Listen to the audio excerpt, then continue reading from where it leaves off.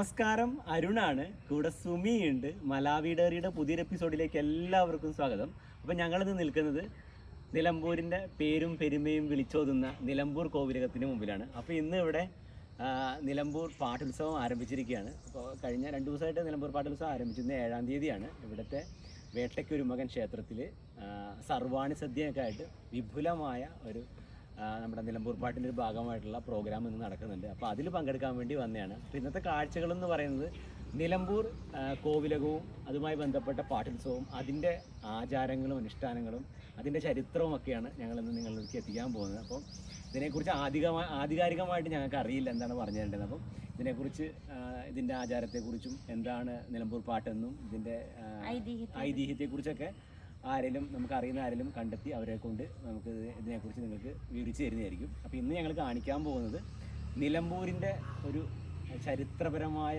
കാഴ്ചകളും കോവിലകവും ഇവിടുത്തെ അതുമായി ബന്ധപ്പെട്ട അമ്പലവും വിശേഷങ്ങളൊക്കെയാണ്. അപ്പോൾ നിലമ്പൂർ പാട്ടുത്സവമാണ് ഞങ്ങളിന്ന് നിങ്ങളിലേക്ക് എത്തിക്കാൻ പോകുന്നത് അല്ലേ.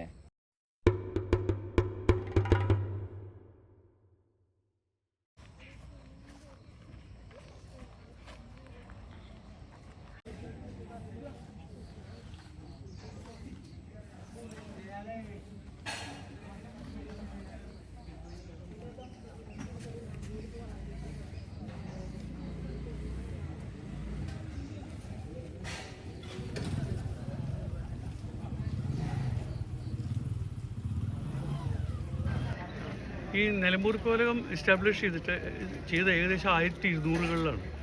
ഈ നെടിയിരിപ്പ് എന്ന് പറഞ്ഞ സ്ഥലമുണ്ട് കൊണ്ടോട്ടിക്കടുത്ത്. അവിടെയാണ് നമ്മുടെ ഒറിജിൻ. തച്ചിറക്കാവ് എന്ന് പറയും. അവിടെ നിന്നാണ് കിഴക്കൻ ഏറനാട് നോക്കി നടത്താൻ വേണ്ടി സാമൂതിരിപ്പാട് നമ്മുടെ പൂർവികരെ ഇവിടേക്ക് കൊണ്ടുവന്നത്. അന്ന് മുതൽക്കാണ് നിലമ്പൂർ കോവിലകം എസ്റ്റാബ്ലിഷ് ചെയ്യുന്നത്. പിന്നെ പാട്ടുത്സവം എന്ന് പറയുന്നത് ഇവിടുത്തെ ഒരു തമ്പുരാൻ ഭക്തൻ തിരുവൽപ്പാട് എന്ന് പറയും. അദ്ദേഹം നമ്പോലക്കോട്ട എന്ന സ്ഥലമുണ്ട് കൂടല്ലൂർ.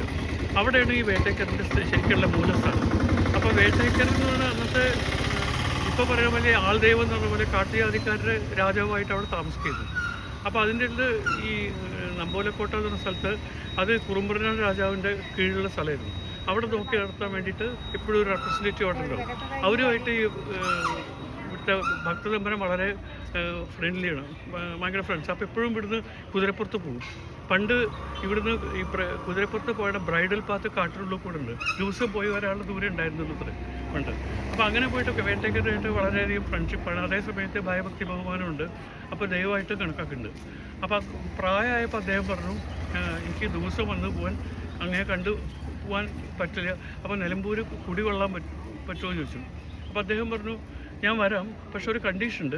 കൊല്ലത്തിലൊരിക്കൽ എൻ്റെ ആളുകൾ എന്ന് പറഞ്ഞാൽ കാട്ടിൽ ജീവിക്കുന്ന ആദിവാസി ഗോത്രവർഗ്ഗമല്ലേ, അപ്പോൾ അവർക്ക് എല്ലാ സൗകര്യങ്ങളും ചെയ്തു കൊടുക്കണം. ഒരു 6 ദിവസത്തേക്ക് അതൊക്കെ ചെയ്യുകയാണെങ്കിൽ ഞാൻ വരാമെന്ന് പറഞ്ഞു. സമ്മതിച്ചു, അങ്ങനെ ചെയ്യാമെന്ന് പറഞ്ഞു. അങ്ങനെയാണ് നമ്പോലക്കോട്ടുനിന്ന് ആവാഹിച്ചിട്ട് ഇവിടെ കൊണ്ടുവരുന്നത്. അങ്ങനെയാണ് ഈ അമ്പലം ഉണ്ടാവുന്നത്. ഇത് ശരിക്കും കാവാണ്. അപ്പോൾ അതിന് ഈ കൊല്ലത്തിലൊരിക്കൽ ധനു 20-ാം തീയതി ഫിക്സ് ചെയ്തു. ധനു 20 മുതൽക്ക് 6 ദിവസത്തേക്ക് ഇവിടെ ആഘോഷം നടത്തുക. പാട്ട് ഉത്സവം എന്നല്ല പറയുന്നത്, പാട്ട് അടിയന്തരം എന്നാണ് ശരിക്കുള്ള പ്രയോഗം. കാരണം കാവിൽ അടിയന്തരം നടത്തുക, ഉത്സവമല്ല. അപ്പോൾ അങ്ങനെയാണ് ഇവിടെ അമ്പലം ഉണ്ടാക്കിയത്. എന്നിട്ട് അദ്ദേഹത്തെ ഇവിടെ കുടിയിരുത്തി ചെയ്തിട്ടുള്ളത്. അത് ഏകദേശം ഒരു കഷ്ടിച്ച് 400 കൊല്ലം മുമ്പാണ് ഇങ്ങനെ ഈ അമ്പലം ഉണ്ടായിട്ടുള്ളത്. അപ്പോൾ ഈ കാട്ടിലത്തെ ആളുകൾക്ക് വേണ്ടിയിട്ടുള്ള ആഘോഷമാണ് ഇവിടെ നടത്തുന്നത്. അപ്പോൾ അതാണ് ഇവിടുത്തെ ചടങ്ങ്. അപ്പോൾ ഇത് ശരിക്കുള്ളത് കോലത്തിന് വേണ്ടിയിട്ട് നാട്ടുകാർക്ക് വേണ്ടിയിട്ടുള്ളതല്ല. ശരിക്കും ഈ ആദിവാസി അവർക്ക് വേണ്ടിയിട്ടുള്ള ആഘോഷം പരിപാടിയായിട്ട് തുടങ്ങിയിട്ടുള്ളത്, ഇപ്പോഴും നടത്തുന്നത്. അപ്പോൾ അങ്ങനെ ധനു 20 മുതൽക്ക് ഇവിടെ ഈ കൂറയിട്ടെന്ന് പറയും. ഈ കൂറയിട്ട് കഴിഞ്ഞാൽ 6 ദിവസത്തേക്ക് ഇവിടെ പരിപാടിൻ്റെ കൂടെ അന്നക്കൊടി ചെറിയൊരു ഇതില്ലേ, അതെന്താ വെച്ചാൽ ഇവിടെ വരുന്നവർക്കൊക്കെ ഭക്ഷണം ഉണ്ടെന്ന് കാണിക്കുന്ന ഒരു റെപ്രസെൻറ്റേഷൻ. അപ്പോൾ ഒരു അനൗൺസ്മെൻ്റാണ് ഇവിടെ വരുന്നവർക്കൊക്കെ ഭക്ഷണം കൊടുക്കുന്നുണ്ട്, അതായത് ആദിവാസികൾക്ക്. അങ്ങനെയാണ് തുടങ്ങിയിട്ടുള്ളത്. അപ്പോൾ അങ്ങനെ ഇവിടെ വന്നിട്ട് ഈ വേട്ടയ്ക്കാരനാണ് ഇവിടെ ഡേറ്റ് ചെയ്യും. അപ്പോൾ അദ്ദേഹം വേട്ടയ്ക്ക് പോകാൻ വേണ്ടിയിട്ട് അന്ന് എൻ്റർടൈൻമെൻറ്റ് എന്ന് പറഞ്ഞാൽ മൃഗവിനോദം എന്ന് പറയും. അപ്പോൾ തൻ്റെ ആളുകളെ കൂട്ടിയിട്ട് വേട്ടയ്ക്ക് പോകാൻ വേണ്ടി അച്ഛനും അമ്മയും ശിവൻ്റെയും പാർവതിയുടെയും മകനാണ്. അപ്പോൾ അച്ഛനും അമ്മയുടെയും കാട്ടാളത്തെയും രൂപത്തിലുള്ള അമ്പലമാണ് ഇതിനുള്ളത്. ഈ എന്താണ് പടിപ്പരയുടെ അപ്പുറത്തുള്ളത്. അപ്പോൾ അവിടെ പോയിട്ട് അദ്ദേഹത്തിനോട് സമ്മതം ചോദിക്കും. അതിന് മുല്ലക്കൻ പാട്ട് എന്ന് പറയും. മുല്ലക്കൻ പാട്ടിൽ ഇദ്ദേഹം ചോദിക്കുകയാണ്, ഞങ്ങൾ എൻ്റെ പരിവാര സമയം വേട്ടയ്ക്ക് പോട്ടെ. അപ്പോൾ ശരി പൊക്കോള് പോയി വരുമെന്ന് സമ്മതം കൊടുക്കണം. ആ പാട്ടിൽ അതൊക്കെ ഉണ്ട്. എന്നിട്ട് അവിടുന്ന് വേട്ടയ്ക്ക് പോണ ആഘോഷമാണ് ഇപ്പോഴത്തെ പാട്ടടിയുന്നത്. ആനപ്പുറത്ത് ചെണ്ടയും മേളമൊക്കെ ഇട്ട് ഗംഭീരമായിട്ട് എഴുന്നള്ളിച്ചുകൊണ്ട് അമ്പലത്തിനുള്ളിൽ 3 പ്രദർശനമുണ്ട്. അത് കഴിഞ്ഞ് കളം വരയ്ക്കുന്നു. ഈ കളം പൂജയും കളം പാട്ടും കളം വായിക്കലും. ആ കളം വായിക്കലോടുകൂടെ ഒരു ദിവസത്തെ ആഘോഷം കഴിയണം. അതിൻ്റെ ഇടയിലാണ് ഈ നാളികേരം. നാളികേരം ശരിക്കും 12,000 നാളികേരമാണ് ഈ ഏറ്റവും അധികം എറിയുന്നത്. സാധാരണഗതിയിൽ അത് റെപ്രസെൻറ്റ് ചെയ്ത് ഒരു 3-4 നാളികേരം എറിയുന്നു. പക്ഷേ ഇപ്പോൾ 12,000 വഴിപാടായിട്ട് ഓരോ മെമ്പേഴ്സും കൊടുക്കും. അപ്പോൾ എല്ലാ കൊല്ലത്തേക്കും 10 കൊല്ലത്തേക്ക് ബുക്ക് ചെയ്ത് കിട്ടും. അപ്പോൾ ഈ 12,000 വലിയൊരു ചടങ്ങായിട്ടിപ്പോൾ നാളെയാണ് എൻ്റെ 12,000 കിട്ടും. അപ്പോൾ അതിന് വേണ്ടിയിട്ടുള്ളതാണ് ഇത് കൊടുക്കുന്നത്. ഇവിടെ മുഴുവനും ഈ പണ്ട് ഈ ഗ്രൗണ്ടിൽ അവിടെ മുഴുവൻ ആദിവാസികൾ ടെൻറ്റ് കെട്ടിയിട്ട് അവിടെ താമസിപ്പിക്കും. ഇപ്പോൾ അത് വളരെ കുറവാണ്. ആദിവാസികളുടെ എണ്ണം വളരെ കുറഞ്ഞു. ഇപ്പോൾ അത് ജനകീയമായിട്ട് ഉത്സവമായിട്ട് ഇവിടെ ആളുകളൊക്കെ ഇവിടെ എല്ലാവരും വന്ന് പോവുകയാണ്. അപ്പോൾ അവർക്ക് വേണ്ടിയിട്ടാണ് ഈ ആഘോഷം നടത്തുന്നത്. അപ്പോൾ അവർക്ക് കാട്ടിൽ നിന്ന് ഇറങ്ങി വരില്ലേ, ഇപ്പോൾ ഒരു നാട് കാണുകയാണ്. അപ്പോൾ അവർക്ക് വേണ്ട കാര്യങ്ങളും ഈ ഫാൻസി ഐറ്റംസ് ഇതൊക്കെ അല്ലേ, ഇതൊക്കെ വാങ്ങാൻ വേണ്ടിയിട്ടാണ് പാട്ടങ്ങാടി എന്ന് പറയും. പണ്ട് ഈ നിലമ്പൂർ ജംഗ്ഷൻ മുതൽ പാറാവ് വരെയുള്ള ആ റോഡിലാണ് പാട്ടങ്ങാടി ഉണ്ടായിരുന്നത്. ഇപ്പോൾ അത് പുറമേക്ക് മാറിപ്പോയി. അപ്പോൾ അവർക്കുള്ള എൻ്റർടൈൻമെൻറ്റാണ് ഈ അങ്ങാടി പാട്ടങ്ങാടി നടത്തുന്നത്. എന്നിട്ട് അവർക്കുള്ള ഭക്ഷണം ഇട്ട് കൊടുക്കും. അതുപോലെ ഈ എന്താണ് വലിയകളം പാട്ട്, അത് ഇന്നാണ് വലിയകളം പാട്ട്. വലിയകളം പാട്ട് സർവാണി സദ്യ എന്ന് പറയും. എല്ലാവർക്കും ആര് വന്നാലും ഉച്ചയ്ക്ക് ഭക്ഷണം കൊടുക്കും. അത് പണ്ട് ആദിവാസികളായിരുന്നു, അല്ലാണ്ട് പിന്നെ നാട്ടുകാർ വന്നു. ഇപ്പം എന്താ വെച്ചാൽ നാട്ടുകാർ മാത്രമല്ല, എല്ലാ ഈ ചുറ്റുവട്ടത്തുള്ള ആളുകൾ മുഴുവനും ഇവിടെ വന്നിട്ട് ഈ ഇതൊരു ഓഫറിംഗ് ആയിട്ട് ഒരു പ്രസാദമായിട്ട് ഊണ് കഴിക്കാനുള്ള മാതിരി ഇപ്പോൾ എല്ലാവരും ഇപ്പോൾ ഓഫീസേഴ്സും മറ്റുള്ള ഗവൺമെൻറ് ഉദ്യോഗസ്ഥന്മാരും എല്ലാ ഡോക്ടേഴ്സും എൻജിനീയേഴ്സും എല്ലാവരും വന്നിട്ട് ഭക്ഷണം കഴിച്ചു പോകും. ഇപ്പം അത് കഴിഞ്ഞ പ്രാവശ്യം മോർ ദൻ 10,000 ആളുകൾ ഭക്ഷണം കഴിച്ചു പോയി. ഓരോ കൊല്ലം ഇപ്പോൾ കൂടുകയാണ് ആളുകളുടെ എണ്ണം. അപ്പോൾ അത് സർവാണി സദ്യയായിട്ട് ഇവിടെ ഇപ്പോൾ നടന്നുകൊണ്ടിരിക്കുന്നത്. ഇതൊക്കെയാണ് അമ്പലത്തിൻ്റെ. പിന്നെന്താ വെച്ചാൽ ഈ വേട്ടേക്കരൻ എന്നുള്ള ദൈവം ആദിവാസികൾക്ക് വേണ്ടിയിട്ടാണല്ലേ. അപ്പോൾ അവരുടെ പ്രീതിക്ക് വേണ്ടിയിട്ടാണ് ഇത് നടത്തുന്നത്, അല്ലാതെ കോലത്തിന് വേണ്ടിയിട്ടുള്ള അല്ല. അങ്ങനെയാണ് പണ്ട് മുതൽക്കുള്ള. അപ്പോൾ ആ അന്നത്തെ പ്രോമിസ്, ഈ തമ്പുരാൻകുളത്തിലെ പ്രോമിസ് എല്ലാ കൊല്ലവും നടത്തിപ്പോകും. അങ്ങനെയാണ്. അപ്പോൾ നിലമ്പൂർ കോവിലകത്തിൻ്റെയും അല്ലെങ്കിൽ നമ്മുടെ ഇന്നത്തെ ഇവിടെ നിലമ്പൂർ പാട്ടിൻ്റെയൊക്കെ ഐതിഹ്യത്തെക്കുറിച്ചും എന്താണ് നിലമ്പൂർ പാട്ടെന്നൊക്കെ എനിക്കിടയ്ക്ക് ഇപ്പോഴാണ് മനസ്സിലാകുന്നത്. അപ്പം അതിനെക്കുറിച്ചൊക്കെ നമുക്ക് പറഞ്ഞു തന്നത് രാജേന്ദ്രവർമ്മ സാറാണ്. സാറ് നമുക്ക് വ്യക്തമായിട്ട് വിശദമായിട്ട് നൂറ്റാണ്ടുകൾ മുമ്പുള്ള കാര്യങ്ങളെക്കുറിച്ച് ഒരുപാട് കാര്യങ്ങൾ പറഞ്ഞു തന്നു. അപ്പം ഒരുപാട് സന്തോഷം. ഈ തിരക്കിനിടയിൽ നമുക്ക് വേണ്ടി ഇത്രയും സമയം സ്പെൻഡ് ചെയ്ത് തന്നത് ഒത്തിരി സന്തോഷം. ഇപ്പം നിൽക്കുന്നത് നിലമ്പൂർ കോവിലകത്തിൻ്റെ പ്രൗഢിയും പെരുമയൊക്കെ വിളിച്ചൊതുന്ന ക്ഷേത്രത്തിൻ്റെ മുമ്പിലുള്ള ഒരു പടിപ്പുരയ്ക്ക് മുമ്പിലാണ്. അപ്പോൾ ഇതിൻ്റെ ഉള്ളിൽ ശിവന്റെയും പാർവതിൻ്റെയും ആരാധന ഉള്ള ഒരു ക്ഷേത്രമാണ്. ശിവനും പാർവതിയും കാട്ടാളും കാട്ടാളത്തിയായിട്ട് ആ ഒരു രീതിയിലുള്ള ഒരു പ്രതിഷ്ഠയാണ് ഉള്ളിലുള്ളത്. ഇവരുടെ മകനാണ് വേട്ടയ്ക്കൊരുമകൻ എന്ന് പറയുന്നത്. ആ ക്ഷേത്രമാണ് ഇത്ര നേരം നമ്മൾ നമ്മുടെ ബാക്ക്ഗ്രൗണ്ടിൽ കണ്ടുകൊണ്ടിരുന്ന ക്ഷേത്രം. അപ്പം ഇവിടുന്ന് ഇപ്പം പണ്ട് കാലത്തെ വിനോദം എന്ന് പറയുന്നത് വേട്ടയാടുന്ന, കാട്ടിൽ പോയി വേട്ടയാടുന്നൊക്കെ ആയിരുന്നല്ലോ. അപ്പോൾ ആ ഒരു വർഷത്തിൽ ഒരു ദിവസം ഒക്കെ ആയിട്ട് ഇവിടുന്ന് അച്ഛൻ്റെയും അമ്മേൻ്റെ അടുത്ത് നിന്ന് അനുവാദം ചോദിച്ച് വേട്ടയ്ക്ക് പോകുന്ന ആ ഒരു സംഭവമാണ് ഇന്ന് നടക്കുന്നത്. അപ്പോൾ ഇവിടേക്ക് ആന വരും, ആനേൻ്റെ എഴുന്നള്ളത്തൊക്കെ ഉണ്ട്. ഇവിടുന്ന് അനുവാദം ചോദിച്ച് അങ്ങോട്ട് അപ്പുറത്തെ അമ്പലത്തേക്ക് പോകും. അങ്ങനെയൊക്കെയാണ് ഇന്നത്തെ പരിപാടി. വലിയ കളമ്പാട്ട് എന്നൊക്കെയാണ് അതിന് പറയുക. ആ വലിയ കളമ്പാട്ടിലാണ് ഈ സർവാണി സദ്യയൊക്കെ ഉള്ളത് കേട്ടോ. അതായത് 10,000-ഓളം ആൾക്കാർക്ക്, അതിലും കഴിഞ്ഞ പ്രാവശ്യം 10,000-ഓളം ആൾക്കാർ സദ്യക്ക് ഉണ്ടായിരുന്നു എന്നാണ് പറഞ്ഞത്. അപ്പോൾ ഇപ്രാവശ്യം അതിലും കൂടുതലുണ്ടാകുമെന്ന് പറയുന്നു. എൻ്റെ അച്ഛമ്മയൊക്കെ പറഞ്ഞ കേട്ടൊരു അറിവാണെന്നുണ്ടെങ്കിൽ ഈ ക്ഷേത്രത്തിൻ്റെ ഈ നടവാതിലുണ്ടല്ലോ, അവിടെ മുതൽ നമ്മുടെ നിലമ്പൂർ അങ്ങാടി ആ ഒരു ജംഗ്ഷൻ വരെയൊക്കെ ക്യൂ ഉണ്ടാവാറുണ്ട്. ആൾക്കാർ അവിടെ നിന്ന് ആ ഒരു നേരത്തെ ഒരു അന്നദാനമാണത്. അപ്പോൾ ആ നേരത്തെ അന്നം കഴിക്കാൻ വേണ്ടി അത്രയും ആൾക്കാർ വെയിറ്റ് ചെയ്തെന്ന് വരാറുണ്ടെന്നാണ് കേട്ടോ പറഞ്ഞിട്ടുള്ളത്. അപ്പോൾ നമുക്ക് ഇനി ഇതിൻ്റെ ഉള്ളിലൊന്ന് പോയി കാണാം. പഴയ എനിക്ക് തോന്നുന്നു അധികം ആൾക്കാർ അതിൻ്റെ ഉള്ളിലേക്ക് പോവാറില്ല, കാരണം അതാണ് പുതിയ അമ്പലം. ഇത് പഴയ അമ്പലമാണ്.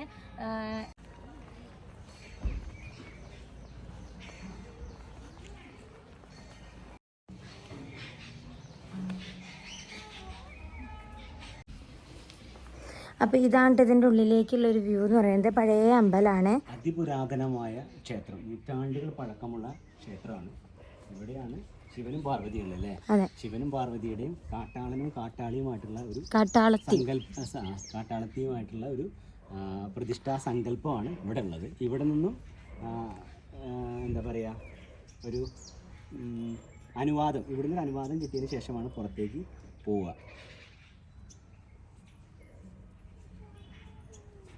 ഇങ്ങനെയാണ് ഇതിൻ്റെ ഉള്ളിൽ നിന്നുള്ള വ്യൂ. ചാണകം മെഴുകിയ നടവഴിയാണ് കേട്ടോ.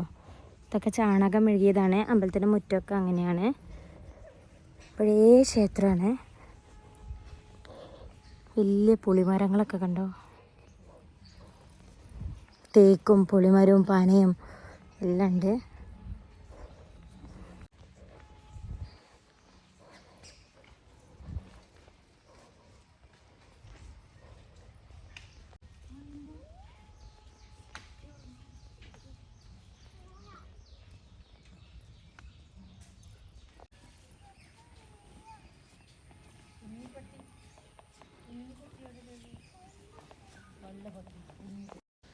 അപ്പോൾ നമ്മൾ കോവിലകത്തിൻ്റെ ഉള്ളിലെ ക്ഷേത്രത്തിൻ്റെ കാഴ്ചകളൊക്കെ കണ്ടു. ഇപ്പോൾ പുറത്തേക്ക് വന്നപ്പോഴത്തേക്കും പുറത്ത് നിറയെ ആളുകളായിട്ടോ. ഇത് സർവാണി സദ്യ കഴിക്കാൻ വേണ്ടിയുള്ള ക്യൂ ആണ്. ഇപ്പോൾ സമയം 9 മണിയാണ്. 11:30 മണിക്കാണ് സർവാണി സദ്യ ആരംഭിക്കുക. ഇപ്പോൾ തന്നെ ഒരു കിലോമീറ്ററോളം ആളുകൾ ക്യൂ ആയിട്ടുണ്ട്. അത്രയും ക്രൗഡ് ആളുകളാണ് ഈ ഭക്ഷണം കഴിക്കാൻ വേണ്ടി. ജാതി മത വ്യത്യാസമില്ലാതെ ആളുകൾ പങ്കെടുക്കുന്ന ഒരു വലിയ ആഘോഷമാണ് നിലമ്പൂരിൻ്റെ ആഘോഷം എന്ന് പറയാം. നിലമ്പൂർ കോവിലകം എന്ന് പറയുമ്പോൾ നിലമ്പൂരിൻ്റെ ഒരു ഭാഗമായിട്ട് ആ നിലമ്പൂരിൻ്റെ പ്രൗഢിയും പ്രശസ്തിയും ഒക്കെ വിളിച്ചോതുന്ന ഒരു ആഘോഷമായിട്ടാണ് നിലമ്പൂർ പാട്ടിനെ കാണുന്നത്. നിലമ്പൂർ കാർണിവൽ എന്ന് പറഞ്ഞ വലിയൊരു വ്യാപാരി വ്യവസായി നഗരസഭയൊക്കെ ചേർന്ന് നടന്ന വലിയ ആഘോഷങ്ങളുണ്ട്. അപ്പോൾ ഞങ്ങളും ഈ നിലമ്പൂർ കോവിലകത്തു നിന്നുള്ള ഈ സർവാണി സദ്യ കഴിക്കാൻ വേണ്ടി അവിടെ ക്യൂവിൽ നിന്നു. ആദ്യമായിട്ടാണ് സർവാണി സദ്യക്ക് പങ്കെടുക്കുന്നത്. അപ്പോൾ ഒരുപാട് ആളുകളെ കണ്ടു ഞങ്ങളവിടെ. അതിൽ ക്രിസ്ത്യൻസും മുസ്ലിംസും അങ്ങനെ എല്ലാ ആളുകളും ഉണ്ട് കേട്ടോ. രാവിലെ ക്യൂ നിന്ന് അത് ഈ നാടിൻ്റെ ഒരു ആഘോഷമായി കണ്ടതിൽ പങ്കെടുക്കുന്ന ആളുകളാണ്. എല്ലാത്തിലും സജീവമായ മനുഷ്യരെല്ലാം ഉണ്ട്. 10,000-ൽ കൂടുതൽ ആളുകൾ ഭക്ഷണം കഴിക്കുന്നു. 10,000-ൽ കൂടുതൽ ആളുകൾ ഭക്ഷണം കഴിക്കുന്ന ഒരു വലിയ ആഘോഷമാണ് ഈ സർവാണി സദ്യ എന്ന് പറയുന്നത്. അപ്പം സർവാണി സദ്യ ഞങ്ങൾ ഇഷ്ടമായ നമ്മുടെ സർവാണി സദ്യ കേട്ടോ ഇവിടെ കഴിച്ചുകൊണ്ടിരിക്കണേ. പായസം വന്നു. Right.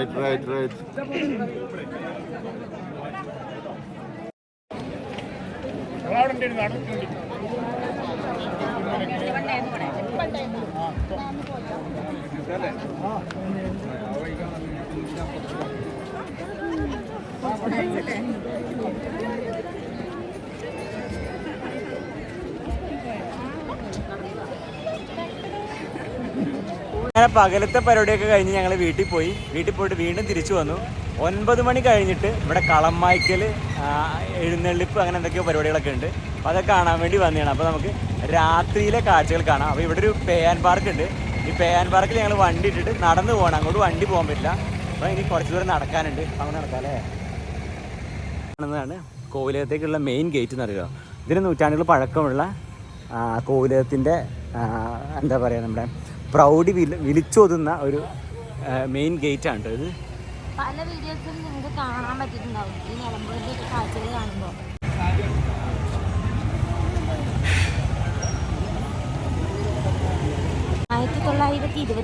കേട്ടോ. അതെ, 1924 ഈ ഒരു കവാടം ഗേറ്റൊക്കെ ഉണ്ടാക്കിയിട്ടുള്ളത്.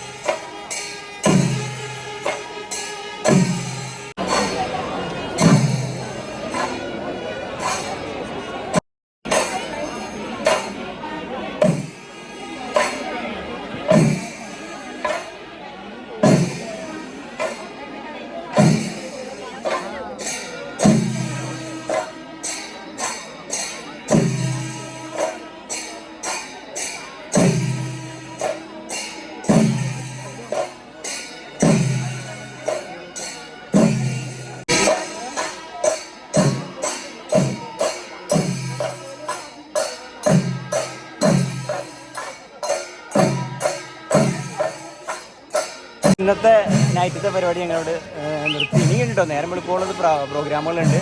അപ്പോൾ നമ്മൾ അതെ, നമുക്കിനി ഒരുപാട് 20 കിലോമീറ്റർ നമുക്ക് പോകാനുണ്ട്. ഞങ്ങൾ രണ്ടുള്ള ഒറ്റയ്ക്കേ ഉള്ളൂ. അപ്പോൾ ഞങ്ങൾ ഇവിടെ വന്നപ്പോൾ നമ്മുടെ വീഡിയോ കാണുന്ന താരച്ചേച്ചീനെയും ഹസ്ബൻഡിനെയും പിന്നെ മോളെയൊക്കെ കണ്ടു. അതേപോലെ തന്നെ വേറൊരു ഫാമിലീനെയൊക്കെ കണ്ടു കേട്ടോ. അപ്പോൾ ഞങ്ങളറിയുന്ന കുറേ ആൾക്കാർ ഇവിടെ ഉണ്ട്. പിന്നെ ഭയങ്കര തിരക്കാണ്. ഞങ്ങൾക്ക് വീട്ടിലെത്തുവാണല്ലോ. അപ്പോൾ എല്ലാവരും ഒന്ന് കണ്ട് പോവാണ്. സൗണ്ട് കുറവാണ്. രാവിലെ മുതൽ സംസാരിക്കുന്നതിൽ കുറച്ച് സൗണ്ട് ഉണ്ടാവുള്ളൂ. ജലദോഷമൊക്കെ വന്നിട്ട് ഒച്ചയ്ക്ക് പോയിരുന്നു. ജലദോഷമൊക്കെ മാറി, പക്ഷെ ഒച്ച മാത്രം വന്നിട്ടില്ലാവുള്ളൂ. അപ്പോൾ അത് നാളെ കാണാം. നാളെ ഉച്ചയ്ക്ക് പാലും വെള്ളരി അങ്ങനത്തെ ഒരു പരിപാടി ഉണ്ട്. പിന്നെ 12,000 തേങ്ങ അതാണ് പ്രധാന പരിപാടി എന്ന് പറഞ്ഞാൽ 12,000 തേങ്ങ 12,000 തേങ്ങ നിർത്താതെ ഒറ്റയടിക്ക് പൊട്ടിക്കുന്ന ഒരു പരിപാടിയാണ്. അതൊരു നേർച്ചയാണ്. അതിങ്ങനെ നടന്നുകൊണ്ടിരിക്കുന്നതാണ്. 12 വർഷത്തേക്ക് അത് ഓൾറെഡി ബുക്കിടും കൂടെയാണ്. എല്ലാ വർഷവും ഓരോരുത്തർ ചെയ്യും. സർവാണ സദ്യ തേങ്ങ കുടിക്കലും അത് ബുക്കിടാണ്. അപ്പോൾ നമ്മളെന്തായാലും പോവാട്ടോ. നാളെ കാണാം.